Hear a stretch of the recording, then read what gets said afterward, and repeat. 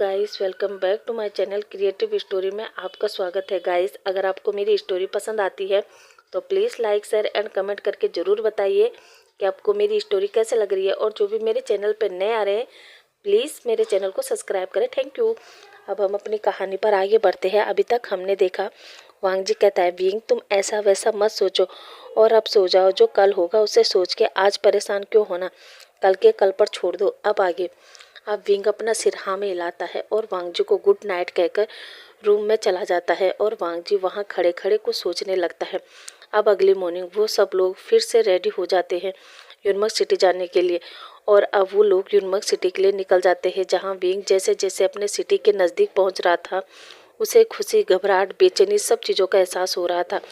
Finally 2-3 घंटों के सफ़र के बाद वो लोग बस स्टॉप पर पहुंच जाते हैं, जहां से अब उन लोगों ने पैदल चलकर जाना था, क्योंकि अब वहां से एक पतला सा रास्ता था जिस पर गाड़ी नहीं जा सकती थी। इसलिए वो चारों गाड़ी से उतरते हैं और विंग के पीछे जाने लगते हैं। अब कुछ देर बाद विंग और बाकी सब विंग के घर के बाहर थे। विंग गेट पर देखता है कि ताला नहीं है। वो सोचता है उसके मॉम डैड घर पर ही है, इसलिए वो गेट खोलकर सीधा अंदर चला जाता है, जहां वो देखता है कि उस घर में कोई और कपल रह रहा है।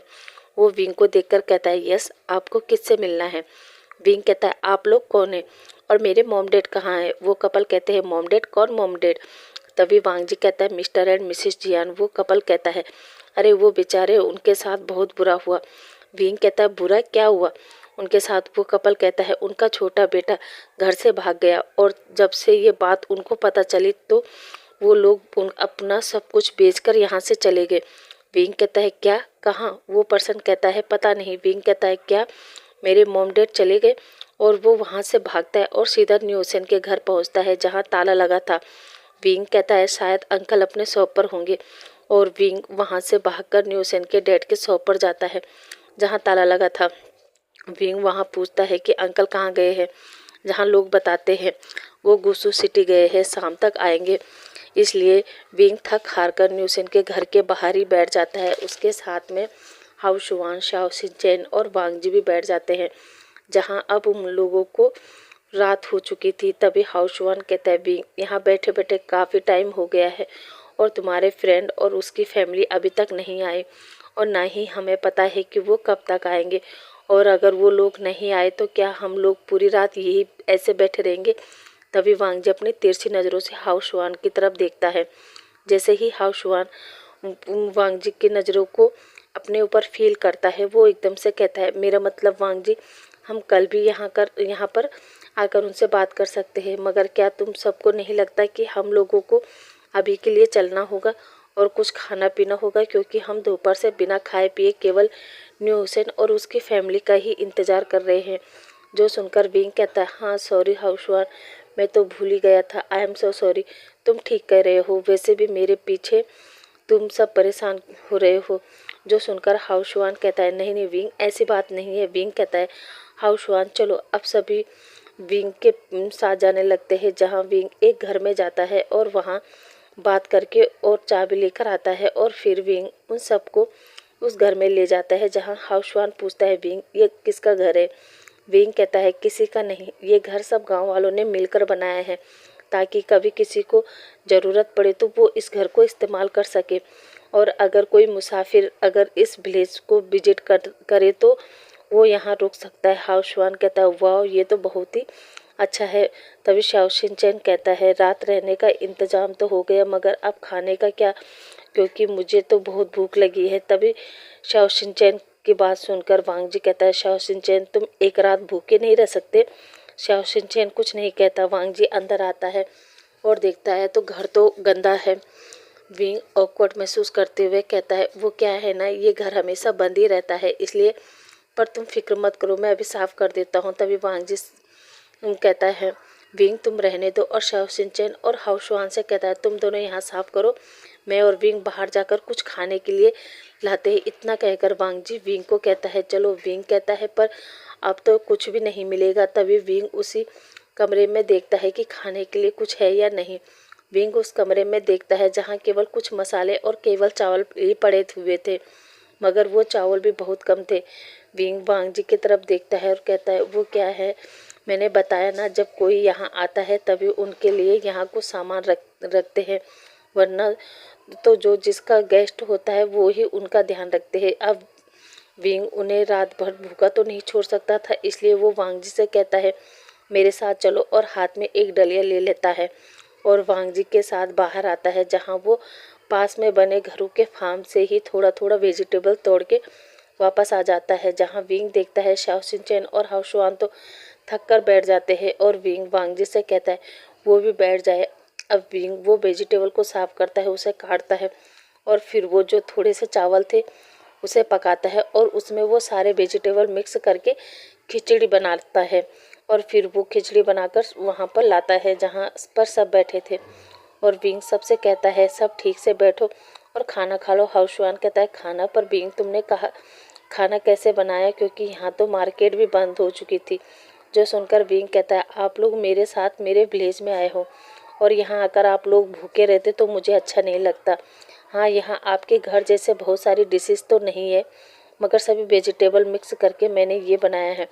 और फिर विंग सबको बाउल्स में वो खाना निकाल कर देता है, जहाँ सबको वो खाना वो बहुत ही पसंद आता है। वांग जी कहता है क्या तुम्हें खाना बनाना आता है? विंग कहता है हाँ, क्योंकि मॉम डैड घर से ज़्यादा फार्म में रहते थे और जब भी मुझे भूख लगती थी तो मैं अपने लिए कुछ भी बना लेता था। वांग जी केवल हूँ में सिर हिलाता है और खाने लगते हैं, जहाँ सबको विंग का बना हुआ खाना पसंद आता है और सब विंग की तारीफ करते हैं। अब विंग उसी कमरे में अलग सो जाता है और वहीं थोड़ी दूर दूर पर वांग जी, हाओशुआन और शाओ सिंचेन भी लेट जाते हैं, जहाँ हाओशुआन और शाओ सिंचेन को तो नींद आ जाती है मगर वांग जी को नहीं आती। वो उठकर बैठ जाता है और विंग की तरफ देखते हैं, जहाँ विंग को ठंड लग रही थी। वांग जी अपने साइड में रखे कोट को उठाता है और विंग के ऊपर उड़ा देता है और फिर विंग को ही देखने लगता है, जहाँ वांग जी विंग के फेस के ऊपर अपने उसी गर्लफ्रेंड को देखता है जो बहुत मासूम, इनोसेंट और ब्यूटीफुल थी। वो बिल्कुल विंग के जैसे ही दिखती थी। वांग जी ने फर्स्ट टाइम जब विंग को देखा था तो उसे विंग के फेस में अपनी गर्लफ्रेंड का फेस ही नज़र आया था और वो इसीलिए विंग को अपने घर ले गया था। वांग जी इसी तरह विंग के फेस को देखता रहता है, जहाँ अब वांग जी की नज़र विंग के फेस से होते हुए विंग के लिप्स पर आकर रुक जाती है। विंग के वो सॉफ्ट पिंक लिप्स को देखकर वांग जी ख्यालों में खो जाता है, जहाँ वो देखता है कि उसने विंग को अपने बाहों में होल्ड किया है और वो विंग के लिप्स की तरफ बढ़ रहा है। और फिर वांग जी एकदम से विंग के लिप्स को कैप्चर कर लेता है और विंग को एक डीप हॉट पैशनेट किस करने लगता है, जहाँ वांग जी विंग के कभी अपर लिप्स को कभी लोअर लिप्स को सक करता है और कभी उसके लोअर लिप्स को, और दोनों लिप्स को बारी बारी सक करने के बाद वांग जी विंग के टंग को अपने माउथ में लेकर सक करने लगता है और अपनी टंग को विंग के माउथ में डालकर विंग के पूरे माउथ को एक्सप्लोर करता है, जहां अब विंग को ब्रीथ लेने में परेशानी होती है। इसलिए विंग वांग जी के शोल्डर पर टेप करने लगता है और इसी टेप के कारण वांग जी भी अपने ख्यालों से बाहर आता है और अपनी जगह लेटकर सोचता है वांग जी तुम ये क्या सोच रहे हो, वो भी विंग को लेकर, जबकि तुम अच्छे से जानते हो वो 16 साल का बच्चा है और तुम्हारे दिमाग में उसे लेकर ऐसे थॉट वो गलत है। तभी वांग जी का दिल कहता है मगर वो बिल्कुल उसके जैसे है। तभी वांग जी का दिमाग कहता है हाँ वो हो सकता है उसके जैसे, मगर वो उम्र में छोटा है और तुम बहुत बड़े। तभी वांग जी का दिल कहता है मैं इतना बड़ा भी नहीं हूँ, मैं केवल उससे 9 साल बड़ा हूँ, तो क्या वो हुआ? दिमाग कहता है तो क्या हुआ, 9 साल कोई छोटी उम्र नहीं है, जबकि तुम्हारे और उसके एज में बहुत बड़ा डिफरेंट है। इसलिए तुम विंग को लेकर ऐसा वैसा सोचना बंद कर दो। मगर वांग जी का दिल कहता है क्यों छोड़ दूँ, और वैसे भी प्यार उम्र देखकर नहीं होता और मुझे नहीं लगता कि मुझे विंग से प्यार और मुझे लगता है कि मुझे विंग से प्यार हो गया है, वो भी उसी दिन से जिस दिन उसका एक्सीडेंट मेरी गाड़ी से हुआ था। मैं उसी दिन से विंग से प्यार करने लगा हूँ। तभी वांग जी का दिमाग कहता है वांग जी ये प्यार नहीं है, ये एक अट्रैक्शन है और वो इसलिए है कि तुम विंग के फेस पर अपने उसी गर्लफ्रेंड को देख रहे हो जो उस समय 16 साल की थी जब तुमने उससे प्यार हुआ था, मगर ये पर्सन अलग है। हाँ, इसकी एज 16 ईयर्स है, 16 ईयर्स है, मगर ये वो पर्सन नहीं है। तभी वांग जी का दिल कहता है मैं जानता हूँ ये वो पर्सन नहीं है, मगर जब मैं उसके चेहरे पर मुस्कान आती है तो मुझे भी खुशी मिलती है, और जब उसके आंखों में आंसू रहते हैं तो मुझे भी बहुत दर्द होता है। तो इसको मैं क्या नाम दूँ? इसे हम प्यार नहीं कहे तो क्या कहे? पूरी रात दिल और दिमाग की लड़ाई में बेचारा वांगजी सो ही नहीं पाता है। अब अगली मॉर्निंग वो सभी लोग फ्रेश होते हैं और वापस से न्यूसेन के घर पर जाते हैं, जहाँ अभी भी ताला लगा था। विंग वो ताला देखकर अपने मन में सोचता है, न्यूसेन कल से घर नहीं आया है, क्या बात होगी। तभी विंग को याद आता है कि उसने एक बार बताया था उसके गगा कौन से कॉलेज में पढ़ते हैं। इसलिए विंग वांगजी से कहता है, गगा मुझे गुसू जाना होगा और आप लोग अब वापस लौट जाए, क्योंकि उसके बाद मैं अपने मॉम डैड को ढूंढने जाऊंगा। तभी हाउसवान कहता है, कहाँ? क्योंकि तुम्हें तो पता ही नहीं है कि तुम्हारे मॉम डैड कहाँ गए हैं। विंग कहता है, वही जानने के लिए मैं गुसू जा रहा हूँ, क्योंकि वहाँ मेरे गगा चैन रहता है और न्यूसेन के बड़े भाई भी, इसलिए मैं वहाँ जाकर गगा से मॉम डैड के बारे में और निमिंजू गगा से न्यूसेन के बारे में पता कर सकता हूँ। या फिर हो सकता हो कि न्यूसेन और उसके मॉम डैड वहीं गए हो निमिंजू गगा से मिलने। वांगजी कहता है, ओके फिर हम सब साथ चलते हैं। वैसे भी जब तक तुम्हारे मॉम डैड नहीं मिलते तब तक तुम मेरी रिस्पॉन्सिबिलिटी हो। विंग कहता है, रिस्पॉन्सिबिलिटी? तभी शाओ शिनचैन कहता है, हाँ वो क्या है ना, वांगजी किसी भी काम को अधूरा नहीं छोड़ता है इसलिए तभी हाउसवान कहता है, फिर यहाँ रहकर कोई फ़ायदा नहीं है, हम लोग गुसू के लिए निकलते हैं। विंग हाँ कहता है। अब वो सभी लोग यूनमार्क सिटी से गुसू के लिए निकल जाते हैं। करीब पूरा दिन सफ़र करने के बाद फाइनली वो गुसू पहुंच चुके थे, जहां पहुंचकर हाउसवान कहता है, विंग हम गुसू तो पहुंच गए हैं, अब तुम्हारे गगा कहाँ रहते हैं? विंग कहता है, मेरे गगा तो हॉस्टल में रहते हैं और अब तो रात हो चुकी है और हॉस्टल का गेट बंद हो गया होगा। वांगजी कहता है, कोई बात नहीं, आज रात हम किसी होटल में स्टे करते हैं।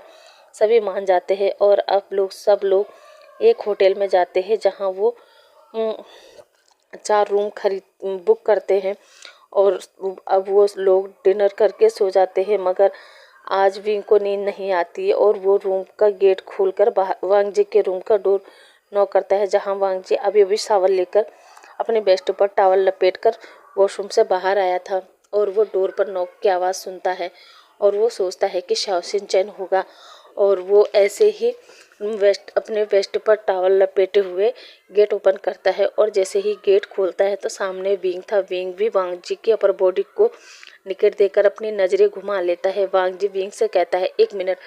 विंग और अंदर आकर अपने क्लॉथ पहनता है और अब वापस से विंग को अंदर बुलाता है और कहता है, विंग क्या हुआ? क्या तुम्हें नींद नहीं आ रही? विंग कहता है, नहीं। वांगजी कहता है, क्यों? विंग कहता है, वो क्या है ना, मैं सुबह से सोच के परेशान हो गया हूँ। वांगजी विंग से को काउच पर बिठाता है और कहता है, क्यों परेशान हो? विंग कहता है, गगा मैं यूनमार्क सिटी से गुसू पहुँच गया और मुझे ये भी पता नहीं है कि मेरे गगा यहीं है कि नहीं। क्या पता वो भी मॉम डैड के साथ मुझे ढूंढने गए हो, तो मैं क्या करूँगा? वांगजी कहता है, क्या करूँगा का क्या मतलब? तुम वापस मेरे साथ चलोगे मेरे घर? विंग कहता है, क्या? पर मैं तो आपको सही से जानता भी नहीं और इन दिनों में आपने मेरी बहुत हेल्प की है और अब मैं आपसे और हेल्प नहीं ले सकता। गगा प्लीज़ आप ऐसा करना, आप मुझे यहीं किसी हॉस्टल में डलवा देना और आप लोग वापस चले जाना। वांगजी थोड़ा गुस्से में कहता है, विंग तुम जानते हो तुम क्या कह रहे हो? अब विंग अपना सर पकड़कर रोने लगता है और रोते रोते वांगजी से कहता है, मुझे नहीं पता गगा, मैं क्या कर रहा हूँ, क्या कह रहा हूँ, क्या सोच रहा हूँ, मुझे कुछ भी समझ में नहीं आ रहा है। और विंग को रोते देख वांगजी विंग को संभालता है और उसे हक करता है, मगर विंग की आंखों से अभी भी आंसू गिर ही रहे थे। इसलिए वांगजी विंग का फेस उठाता है और अपने दोनों हाथों से विंग के आंसू को साफ करता है और विंग के फेस पर अपने दोनों हाथों से पकड़कर कहता है, विंग परेशान होने या घबराने की ज़रूरत नहीं है। मैंने कहा ना, तुम मेरी रिस्पॉन्सिबिलिटी हो, मैं तुम्हारा ध्यान रखूँगा। तुम्हें बिल्कुल भी घबराने की ज़रूरत नहीं है और ना ही कुछ सोचने की ज़रूरत है। इधर विंग तो बस एक टक वांगजी को ही देख रहा था और वांगजी भी विंग से बात करता है और फिर वांगजी भी विंग को देख रहा था, जहाँ फिर से वांगजी की नज़र विंग के लिप्स पर आकर रुक जाती है और अचानक विंग को देखते देखते वांग जी अपने लिप्स को विंग के लिप्स पर रख देता है और विंग को किस करने लगता है, जो देखकर विंग तो एकदम शॉक, वो कुछ भी नहीं कहता और ना ही करता है। उसे तो समझ ही नहीं आ रहा था कि वांग जी क्या कर रहा है। इधर वांग जी तो बस विंग के अपर लिप्स को, लोअर लिप्स को और पूरे लिप्स को पूरे हॉट और पैशनेट तरीके से सक किए जा रहा था। जब वांग जी को एहसास होता है कि विंग उसे कोई रिस्पॉन्स नहीं कर रहा है, अब जाके वो विंग को देखता है और एकदम से विंग को छोड़ते हुए कहता है, I am sorry wing, I am sorry, और अपने कमरे से बाहर निकल जाता है। इधर विंग तो अभी भी बुत बनकर बैठा था। वो तो समझ ही नहीं पा रहा था कि अभी अभी उसके साथ क्या हुआ। और कुछ देर बाद विंग अपने सेंस में वापस आता है और वो पहले तो उस कमरे में अपनी नज़र दौड़ाता है जहां वांग जी उसे कहीं नहीं मिलता। अब विंग वहां से उठता है और सीधे अपने कमरे में आ जाता है, जहां वो अपने कमरे का गेट बंद करता है और अपने बेड पर बैठकर अपने लिप्स को हाथ रखकर वांग जी के लिप्स को महसूस करता है। जहां वांग जी के किस को याद करते करते विंग याद करता है, ऐसे ही लिप टू लिप किस हाउ श्वान अपनी मूवी में अपनी गर्लफ्रेंड से करता था और उससे कहता था कि वो उससे प्यार करता है। इसका मतलब क्या वांग जी का मुझसे प्यार करते हैं या पर कैसे वो तो इतने बड़े हैं और मैं तो 16 साल का हूँ, फिर वो मुझे कैसे प्यार कर सकते हैं, मगर फिर भी वो कैसे मुझे किस कर सकते हैं और क्यों। अब बेचारे विंग को पहले ही नींद नहीं आ रही थी और अब इस किस के बारे में सोच सोच के उसे और भी नहीं आती। इधर वांग जी जब कमरे से निकलता था तो वो भी जाते जाते यही सोच रहा था कि वो कैसे विंग को ऐसे किस कर सकता है, जबकि वो अच्छे से जानता है कि विंग उस चीज़ के लिए बहुत छोटा है, उसे तो पता ही नहीं होगा कि प्यार क्या चीज़ है। उन दोनों अब दोनों ही किसके बारे में सोच रहे थे। अब अगली मॉर्निंग वो सभी लोग कॉलेज पहुंचते हैं, जहां विंग और वांग जी जियान चैन और नीवेंजू के बारे में प्रिंसिपल से पूछते हैं। प्रिंसिपल बताता है जियान चैन ने तो बताया था कि वो अपने मॉम डैड के साथ बीजिंग जा रहा है, मगर नीव मिंजू ने ऐसा कुछ भी नहीं बताया। हाँ, सुना है वो अचानक कॉलेज से निकल गया था, कहाँ गया है ये नहीं पता। अब विंग बाहर आता है और रोते हुए कहता है, मेरे मॉम डैड और मेरे गगा बीजिंग चले गए, पर कहाँ, क्योंकि मैंने सुना है बीजिंग बहुत बड़ा है। पता नहीं मेरे मॉम डैड कहाँ भटक रहे होंगे। अब हम सीन कट करके इधर बीजिंग में देखते हैं, जहाँ जियान फेमियान और यू जियान बीजिंग के पुलिस स्टेशनों में विंग की मिसिंग रिपोर्ट लिखा रहे थे, मगर उन लोगों की हालत देख उन्हें जगह जगह से बाहर फेंकवा दिया जा रहा था। वहीं कई जगह तो उनको ही गाली दी जा रही थी कि वो पुअर लोग अपने बच्चों को संभाल के नहीं रख सकते। वहीं कहीं जगह जियान फेमियान से बोला जा रहा था कि आपका बेटा एक ओमेगा है और ओमेगाओं के बहुत से यार होते हैं, क्या पता किसके साथ भाग गया है और माँ बाप यहाँ आकर हमें परेशान करते हैं। बीजिंग शहर में इसी तरह की बात सुनकर अब जियान फेमियान हिम्मत हार चुके थे और अब वो जियान फेमियान कहता है, यू अगर इन सब पुलिस वालों को जवाब देना है तो हमें कुछ करना होगा, हमें मेहनत करनी होगी और अपने चैन को पढ़ाना होगा, लिखाना होगा। अब वही अपने भाई को ढूंढेगा और अब वो दोनों बीजिंग जैसे शहर में स्ट्रगल करने लगते हैं। वहीं जियान चैन भी आईपीएस और पीसीएस की तैयारी में जुट गया था। इधर बीइंग वापस से वांग जी के साथ वांग जी के ही घर में रहने लगा, जहाँ कुछ समय तो वांग जी बीइंग को लेकर सड़कों पर घूमता था ताकि विंग के पेरेंट्स विंग को मिल जाए, मगर अफसोस विंग के पेरेंट्स विंग को नहीं मिले। वहीं वांग जी ने दोबारा विंग का एडमिशन स्कूल में करा दिया था, जहां विंग ने 10वीं और 12वीं की परीक्षा पास की और अब वांग जी विंग को 3 साल के लिए अमेरिका भेज देता है, जहां विंग अपनी आगे की पढ़ाई पूरी करता है। और अब जहां विंग 3 साल बाद अमेरिका से वापस आया था, जहां विंग की एज अब 22 ईयर्स ओल्ड हो चुकी थी और विंग और भी यंग, खूबसूरत और अट्रैक्टिव हो गया था। वहीं वांग जी की एज भी 32 ईयर्स ओल्ड हो चुकी थी, मगर उसे देखकर कोई भी नहीं बताता था कि वांग जी की एज इतनी ज़्यादा होगी। वो अभी भी 25 या 26 ईयर्स का यंग अल्फा जैसे ही दिखता था। अब विंग जो अमेरिका से वापस आ रहा था, वो शाओ सिन चैन को कहता है कि वो गगा से कहना गगन से कहना कि वो केवल एयरपोर्ट में गाड़ी भेज दे, मैं घर खुद ब खुद आ जाऊंगा। शाओ सिन चैन ने ठीक वैसा ही किया जैसा कि विंग ने कहा था। इधर वांग जी को नहीं पता था कि आज विंग वापस बीजिंग आ रहा है।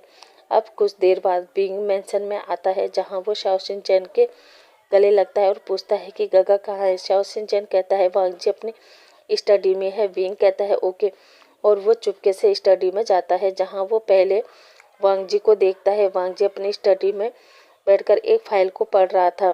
तभी विंग पीछे से जाता है और वांग जी के आइज को बंद करता है और कहता है मुझे पहचानो, मैं कौन हूँ।